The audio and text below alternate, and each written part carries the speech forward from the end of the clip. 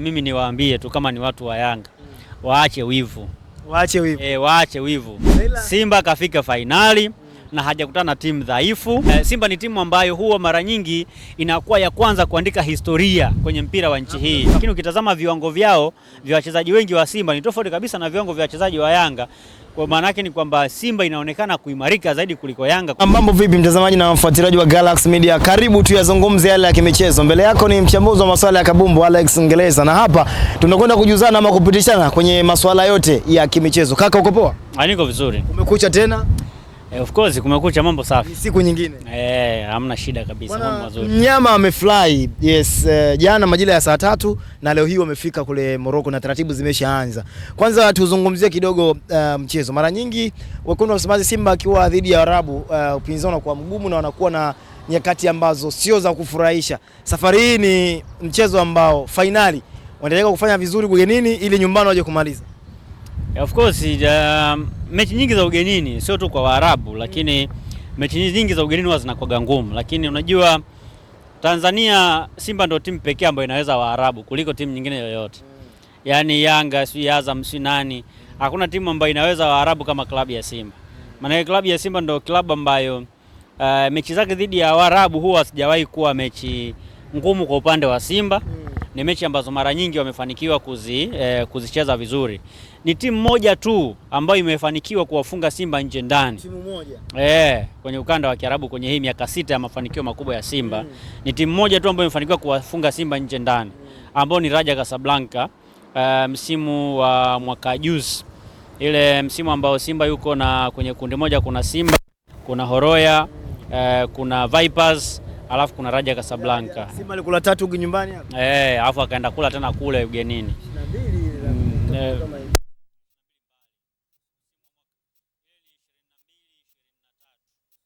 23-24 si msimu uliopita. 22-23. Ndio kipindi ambacho Simba imefungwa nje ndani. Yes, na timu kutoka kwenye ukanda wa Arabu, lakini timu zingine zote ambazo zimewahi kucheza na Simba kutoka kwenye ukanda ule wa mataifa ya Kiarabu, Simba kashinda akiwa nyumbani na kafungwa akiwa ugenini. Lakini pia kwenye hizo mechi zote ambazo Simba amecheza na Waarabu, ni mechi moja tu ambayo amewahi kufunga mabao mengi na Waarabu, ambao ni mechi dhidi ya Al Ahly ambayo alifungwa mabao 5. Mechi zingine zote amefungwa mabao 3-2. Na yeye akija Benjamin Mkapa huwa mara nyingi amekuwa akishinda. Kwa hiyo ambacho Simba wanaweza kwenda kukutana nacho kama au kwenda kukifanya kama tahadhari dhidi ya Berkane ni kuto kufungwa mabao yanayozidi 3. Kwa sababu mabao yanayozidi 3. Yaani hata kama watafungwa lakini wasifungwe mabao ambayo yanazidi 3, kwa sababu unajua Simba kumfunga Berkane mabao 3 au 4 hapa Benjamin Mkapa ni kitu ambacho kinawezekana. Mabao 3 au 4 hapa Benjamin Mkapa kinawezekana, lakini Simba akifunga mabao 3 kule, manake Berkane anapokuja hapa atazuia tu ili alinde mabao 4 au 3. Unajua unavyosawazisha bao la kwanza, usawazisha bao la pili, la tatu ni ngumu. Yaani kuna mzigo wa kusawazisha mabao, alafu kuna mzigo wa kufunga mabao. Sasa kusawazisha mabao ni kugumu zaidi kuliko kufunga mabao tu ambayo unataka ushindi. Sio, umeelewa? Sasa Simba wakifungwa zaidi ya mabao 3 au wakifunga mabao 3 na kuendelea, maana yake wanakuja na ule mzigo mkubwa kichwani kwamba tunataka tukasawazishe mabao 3. Sasa hiyo inaweza kuwapa pressure, lakini pia wale ni rahisi kujiandaa kuzuia dhidi ya Simba, kwa sababu wanavyokuja wanajua tunazuia mabao 3 yasifungwe. Ina maana watafunga, hata kama watafunga bao la kwanza, ina maana wanaweza kujikuta sasa washafungwa bao la kwanza, timu yote ikajaa nyuma ya mpira. Si mechi ya finali. Timu yote ikijaa nyuma ya mpira, maana yake Simba hataweza kwenda kushinda tena bao lingine. Lakini wanaweza kaforce wakapata bao la pili au niuchi la tatu, inawezekana ikaja kuwa ngumu kupatikana. Na hata kama nitakuja kupatikana, lakini inawezekana ikapatikana mwishoni huko mkajua tena ameenda kwenye mikwaju ya penalty.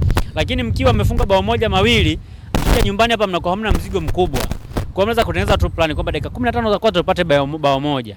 Alafu dakika 15 za pili au dakika 15 za mwisho tupate bao 1. Rais kutengeneza plan ambayo inaweza kwenda kuwasaidia kuliko ile mkija mkiwa na mzigo mkubwa wa mabao ya kuja kusawazisha. Kwa hiyo ni rahisi kufunga tu mabao ya kawaida kuliko kuingia na mentality ya kwamba tunaingia kusawazisha mabao matatu, hiyo kidogo inakuwa ni ngumu. Lakini mkiwa na mentality kwamba tunakuja kushinda mechi, kwamba mnaweza kufunga magoli mengi kadiri inavyowezekana, lakini mkiingia na ile mentality kwamba tunatakiwa tusawazishe mabao matatu, kidogo inawezekana ikawapa kidogo ya frustration ambayo inaweza ikawapa ugumu kusawazisha mabao. Lakini naamini kwamba kwa Simba hii ya Fadlu David, kwa namna ambavyo inacheza, sio ni nafasi ya Berkane kushinda zaidi ya mabao mawili dhidi ya Simba hii wakiwa kule nyumbani kwao, wakiwa pale Morocco. Yani pale Morocco wamejitahidi sana Berkane wakiwa Morocco pale kwa kuwafunga Simba mabao mengi, ni mabao mawili. Wamejitahidi sana pia, yani kwamba hiyo wamekomaa kweli kweli, labda watawafunga Simba mabao 3-2, 3-1. Yani wakishafunga mabao zaidi ya mawili lazima Simba atakuwa na bao moja. Yani haiwezi kutokea Simba afungwe mabao mengi na Berkane awamu hii. Na mtindo gani ambao labda Watanzania wataweza kusema hii sasa Simba kombe linabaki Tanzania kwenye finali ya raundi ya pili? Kwa maana wakachezeje? I mean kwamba Simba kule umesema akifunga mabao matatu Berkane anakuwa na advantage kubwa, labda ikiwa sare, ikiwa 1-1, Simba asiporuhusu goli. Yaani kwanza Simba wajitahidi wasifungwe mabao yanayozidi mawili. Kwanza wasizidishe, yaani kama kufungwa ni moja au mawili bila au mawili moja. Yaani mabao ya Berkane yasiwe mawili na kuendelea. Vyovyote itakavyokuwa yasiwe mawili na kuendelea.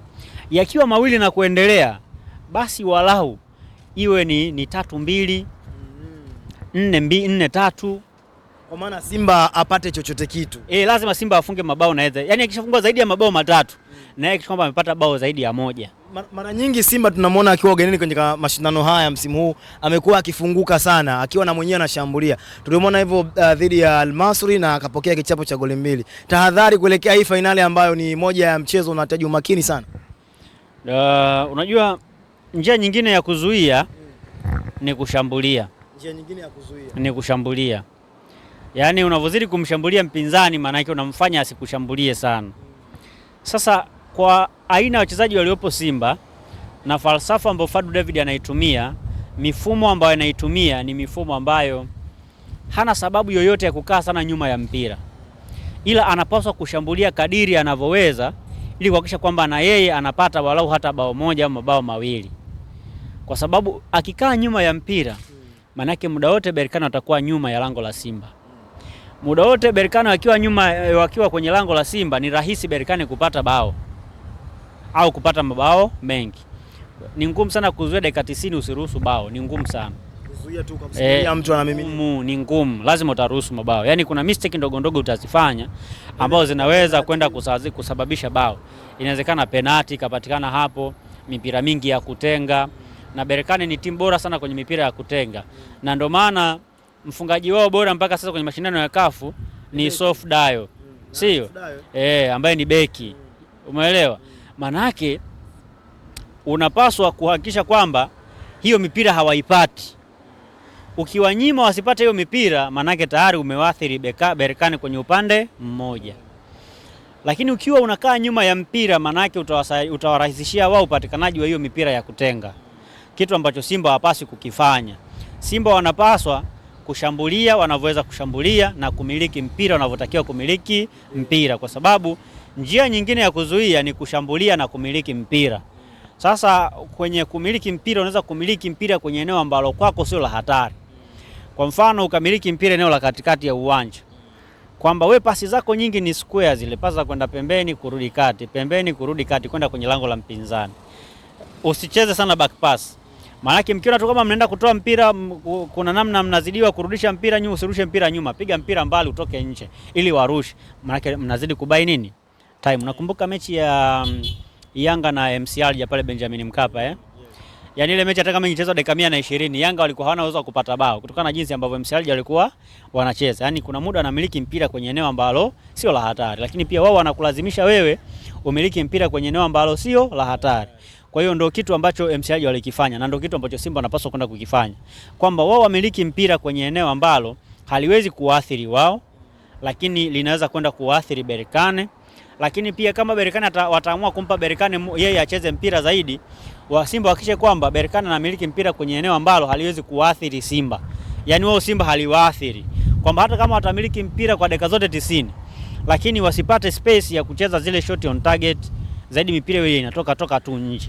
Hivyo inaweza kuwasaidia sana Simba. Nafikiri ni plani ambayo inaweza kuwasaidia kwa sababu Simba ina wachezaji wazuri, ina wachezaji ambao wana uwezo wa kuzuia mkiamua kuzuia, ina wachezaji ambao wana uwezo wa kushambulia wakiamua kushambulia, ina wachezaji ambao wakiamua kufunga, kupata nafasi ya kufunga wakazipata, wanaweza kuzitumia vizuri. Kwa hiyo Simba imekamilika. Mimi nadhani hii Simba sasa hivi ni bora hata ile Simba ambayo ilienda kucheza dhidi ya Wydad Casablanca kwenye robo finali msimu uliopita, na Simba hii ni bora kuliko hata ile Simba ambayo imeenda kucheza African Football League, lakini pia Simba hii ni bora kuliko ile Simba ambayo ilifunga mabao 3 na Raja Casablanca. Yes. Kwa hivyo sasa hivi Simba ni kama wamejipata hivi katika engo fulani. Ndio, of course kwa engo fulani Simba wamejipata. Sio tu kwa engo ndogo, yani Simba wamejipata kwa engo kubwa. Unajua kinachosababisha watu wasione Simba kama imeimarika sana ni kwa sababu Simba ina wachezaji wengi wapya. Kwenye wengi wageni. Kwa hiyo sasa watu wanaona kama mbona kama timu haijajipata na hawana majina makubwa. Kwa hiyo sasa ile inafanya watu waone kama Simba haijajipata, lakini ukitazama viwango vyao vya wachezaji wengi wa Simba ni tofauti kabisa na viwango vya wachezaji wa Yanga. Kwa maana yake ni kwamba Simba inaonekana kuimarika zaidi kuliko Yanga kwa sababu ya ni timu ambayo inacheza sana kimbinu na kiufundi kwenye maelekezo ya mwalimu. Haitegemei mtu mmoja mmoja kwenda kuamua matokeo. Lakini ukitazama Simba msimu uliopita ilikuwa nafika wakati nategemea ubora wa mchezaji mmoja mmoja kwenye timu. Lakini Simba sasa hivi haitegemei mchezaji mmoja mmoja kwenye timu. Inacheza timu collectively, inacheza vizuri, inashambulia, inakaba, inafanya kila kitu ambacho kinatakiwa kwenye mpira. Ile basic wanaifanya kwenye kiwango kinachotakiwa. Kwa hiyo kwa sasa kwenye huu mchezo hakuna sababu ya Simba kusema waogope Berkane. Wao wanapaswa kwenda kucheza mechi hata kama wako ugenini, lakini wacheze kwa tahadhari, kwa sababu naamini kwamba Fadlu David ni miongoni mwa walimu wazuri sana wenye uwezo mzuri wa kuwasoma wapinzani. Kwa mbinu zake naamini kwamba Simba hii mechi wanaenda kuimaliza pale, na hata kama hawatafunga mabao ambayo yanazidi mawili, kwa sababu najua Fadlu David anajua mziki wa kuja kusawazisha mabao mengi huwa unakoga ni mkubwa sana. Lakini pia umezungumzia ubora wa Berkane ukataja kwenye swala la mipira ya kutenga. Tahadhari nyingine kwa Simba ukiachana mipira ya kutenga kwenye ubora wa RS Berkane?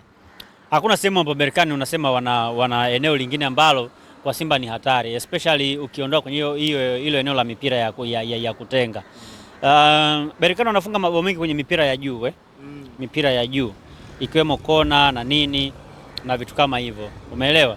Sasa vitu kama hivyo sometimes unaweza kujizuia visitokee, unaweza kuvizuia visitokee kwenye mpira, na ndio kitu ambacho Simba wanatakiwa kwenda kufanya.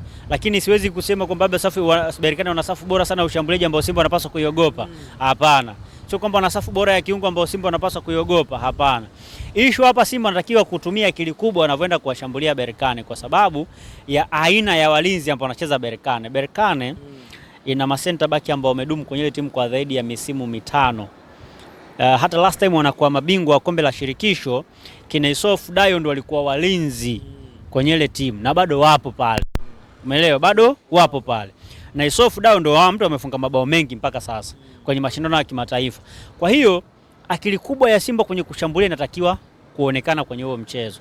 Kwamba ubunifu kuanzia kutengeneza nafasi, ubunifu kwenye matumizi ya nafasi. Unajua ninapozungumza ubunifu kwenye matumizi ya nafasi inatokea VS umepokea mpira kwenye eneo la 18. Umepata space, unatakiwa ushuti. Akili yako lazima iconcentrate na kile unachokifanya. Na huo ni uchaguzi mzuri wa Yanga kwamba mimi mpira ni upresi wapi niweze kwenda kupata bao. Zipo mechi ambazo Simba wanapata nafasi nzuri ambazo washambuliaji wake wanaweza kwenda kufunga, lakini concentration kwenye tukio inakuwa haipo, kitu ambacho kinapelekea na shuti mpira unaenda mbali, au mpira unavuka juu, unaruka juu ya lango. Sasa ni mistake ambazo Simba hawataki kuzifanya kwenye huo mchezo, kwamba anavyoingia kwenye 18 mpinzani concentration lazima iwe kubwa, kwa sababu pia wanacheza dhidi ya madefender ambao wana experience kubwa. Kwa hiyo unapata space moja, make sure unaitumia vizuri. Yaani jicho lako liangalie vizuri, ushuti vizuri, maamuzi yako yawe sahihi ili uweze kuisaidia timu kupata matokeo ambayo ni chanya zaidi, kwa sababu Simba kutengeneza nafasi dhidi ya Berkane ni kitu ambacho nakitegemea sana, kwamba watatengeneza nafasi nyingi na watakuwa na uwezo mzuri wa kumiliki mpira. Na amini issue inabakia tu kwenye kutumia hizo nafasi, kwa sababu Simba changamoto yao msimu ni pamoja na hiyo kwenye matumizi ya nafasi, lakini ni kitu ambacho naamini kwa sababu ni fainali, mwalimu ana uwezo wa kurekebisha hilo tatizo. Ingawa mimi natamani kwenye mchezo wa ugenini Fadlu Davids acheze na force number 9. Force number 9. Kwa maana ya kwamba asiwe na mshambuliaji asilia. Hao wakina Ateba wacheze wapi? Wakina Desi ama waanzie benchi? Waweke tu nje. Pale mbele anza na viungo watatu tu. Maanake timu irudi kwenye mfumo kutoka kwenye 4-2-3-1 ije kwenye 4-3-3. Halafu katikati kuwepo na Ngoma, Kagoma na Debora. Sawa? Ngoma, Kagoma, Debora kwenye viungo wakati. Mbele kuwepo Kibu Denis, Elie Mpanzu na Jean-Charles Ahoua. Unajua manake ni nini? Manake ni kwamba kwanza timu eneo la katikati itakuwa na viungo watatu wenye version tofauti. Kuna kiungo mkabaji asilia Kagoma, atafanya kazi vizuri kulinda back four yake. Lakini Fabri atakuwa na box to box wawili, Debora pamoja na Ngoma. Ambao kazi yao ni kutengeneza ule muunganiko wa timu inavyoenda kushambulia, lakini pia kutengeneza ule muunganiko wa timu inavyopoteza mpira, namna ya kupunguza ile pressure ya Berkane eneo la katikati. Kwa maana Debora na Ngoma watakuwa na uwezo sasa wa kurotate pale uwanjani. Na nasema Debora kwa sababu Debora ni mtu ambaye ukimpa free area acheze tu mpira anavyojisikia, ana uwezo mzuri wa kuzunguka kwenye eneo kubwa. Yaani kwa sababu ni mchezaji ambaye ana zile sifa pia za central midfield, manake atakuwa na uwezo kuzunguka kwenye eneo kubwa. Itawasaidia sana Simba kupunguza pressure ya Berkane kwenye eneo la katikati ya kiwanja. Lakini kwenye eneo la mbele kuna mtu kama Jean-Charles Ahoua. Ni mchezaji ambaye ana footwork nzuri sana linapokuja swala la kushuti kwenda golini. Ni mchezaji ambaye ana akili kubwa sana linapokuja swala la kutengeneza nafasi. Ni mchezaji ambaye ana akili kubwa sana linapokuja swala la kupata utulivu wa timu kwenye kutengeneza nafasi na kufunga kwa ujumla na kutengenezea wenzake nafasi. Kwa hiyo naamini kwamba kwa yeye akicheza kama force number 9 inaweza kuwasaidia sana Simba kwenda kupata mabao kirahisi kuliko wakimtegemea mshambuliaji wa kati. Alex, kuna hili swala la Kibisawala nadhani umelisikia. Hizi zinazosemwa za chini yupo kwa mkopo, wengine wanabisha hivi. Kwa wewe labda tukipata zile ambazo umezifukunyua huko pembezoni, ni kweli Kibisawala yupo kwa mkopo pale Simba ama ni fununu? No, Elie Mpanzu ni mchezaji wa Simba bwana. Hao watu wanaosema kwamba sijui yuko Simba kwa mkopo sina nini, ni uongo tu. Lakini ukweli ni kwamba Elie Mpanzu ni mchezaji wa Simba na amesaini mkataba wa miaka 2. Mimi naamini kwamba hili swala ambalo limetengenezwa kwa Elie Mpanzu kwamba ni mchezaji ambaye yuko Simba kwa mkopo, ni watu tu wanatengeneza ili kuwatoa wa Simba mchezoni. Na inawezekana ni watu wa Yanga. Wanataka kuwapotezea Simba waonekane kama kuna kitu fulani hakiko sawa kuelekea kwenye mchezo wa finali. Wanataka kuwatoa Simba kwenye njia, lakini Elie Mpanzu ni mchezaji wa Simba na ni mchezaji ambaye ana mkataba wa miaka 2 na klabu ya Simba, wala sio mchezaji ambaye yupo Simba kwa mkopo. Kwa hiyo ni watu tu wanataka kuwatoa Simba kwenye njia fulani hivi, kitu ambacho hakiwezi kufanikiwa. Wanasema adui muombe njaa, lakini kuna wakati mwingine unaweza kumuombea adui yako njaa, kumbe wakati unamuombea njaa yeye ndo unamfukuza. Ni kama unampush asogee zaidi, unampush asogee, unampush asogee. Ndio kitu ambacho wanakifanya. Inawezekana ni watu wa Yanga, lakini mimi niwaambie tu kama ni watu wa Yanga waache wivu. Waache wivu. Simba kafika finali na hajakutana na timu dhaifu. Simba kafika finali na hajakutana na hajashinda kuombaomba Mungu. Kashinda kihalali kabisa. Na pia watu wajue kwamba Simba ni timu ambayo huwa mara nyingi inakuwa ya kwanza kuandika historia kwenye mpira wa nchi hii. Ndio zinafuata timu zingine. Simba ndio timu ya kwanza kuvaa viatu. Simba ndio timu ya kwanza kuvaa jezi. Simba ndio timu ya kwanza kucheza finali ya CAF Confederation mwaka 1993. Sio? Simba ndio timu ya kwanza kuingia group stage ya klabu bingwa barani Afrika. Simba ndio timu ya kwanza kucheza robo finali ya klabu bingwa barani Afrika. Simba ndio timu ya kwanza kwenye ukanda wa Afrika Mashariki kuingia kwenye orodha ya vilabu 10 bora barani Afrika. Na kucheza Super League Simba na yenyewe. Kucheza African Football League Simba ndio timu ya kwanza. Lakini pia Simba ndio timu ya kwanza pia ambayo inaweza ikaenda kushiriki mashindano ya Club World Cup mwakani. Umenielewa? Kutoka Afrika Mashariki kwa ya kwanza. Kwa timu ya kwanza. Kwa hiyo watu wanavyoiona Simba hivi wajue Simba ni timu ya historia. Ni timu ya kuandika historia. Na awamu hii wanaenda pia kuchukua ubingwa wa kombe la shirikisho barani Afrika, itakuwa ni historia nyingine kwenye ardhi ya Tanzania. Mimi nafurahi Simba, natamani Simba wa mabingwa, sio kwa sababu mimi shabiki wa Simba, mimi sio shabiki wa Simba, ila natamani tu Simba wa mabingwa kiuzalendo pia kama wa Tanzania wawe mabingwa. Haiwezekani Simba amegonga misimu 6, anafanya balaa kwenye robo finali hizo, leo amefika finali alafu asiende kuchukua ubingwa. Hata hayati Magufuli alisema natamani Simba ya timu ya kwanza kuleta ubingwa wa Afrika. Sasa kwa bahati Mungu alimpenda akamchukua, lakini Simba naamini wataenda kubeba hilo taji, na wakilichukua inabidi walipeleke mpaka pale kwenye kaburi la mheshimiwa wa Chato pale, waliweke tu pale, waambie sasa mheshimiwa ulituambia tu wa kwanza kuleta kombe, sasa tumelileta hili.